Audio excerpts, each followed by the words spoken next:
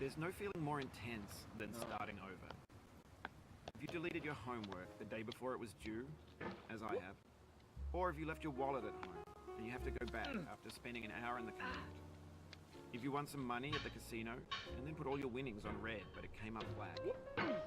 If you got your best shirt dry cleaned before a wedding and then immediately dropped food on it. If you won an argument with a friend and then later discovered that they just returned to their original view. Starting over is harder than starting up.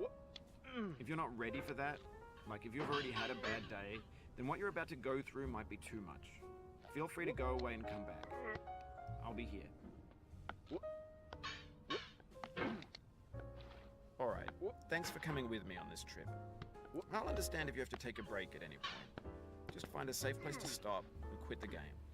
Don't worry, I'll save your progress, always, even your mistakes. This game is a homage to a free game that came out in 2002, titled Sexy Hiking. The author of that game was Jazuo, a mysterious Czech designer who was known at the time as the father of B games. And B games are rough assemblages of found objects.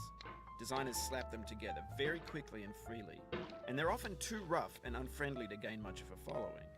They're built more for the joy of building them than as polished products. In a certain way, Sexy Hiking is the perfect embodiment of a B game. It's built almost entirely out of found and recycled parts, and it's one of the most unusual and unfriendly games of its time. In it, your task is simply to drag yourself up a mountain with a hammer. And that act of climbing, in the digital world or in real life, has certain essential properties that give the game its flavor. No amount of forward progress is guaranteed. Some cliffs are too sheer or too slippery. And the player is constantly, unremittingly in danger of falling and losing everything. Anyway, when you start Sexy Hiking, you're standing next to this dead tree that blocks the way to the entire rest of the game.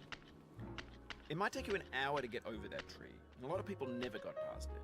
You prod and you poke at it, exploring the limits of your reach and your strength, trying to find a way up and over. And there's a sense of truth in that lack of compromise. Most obstacles in video game worlds are fake. You can be completely confident in your ability to get through them once you have the correct method or the correct equipment or just by spending enough time. In that sense, every pixelated obstacle in Sexy Hiking is real.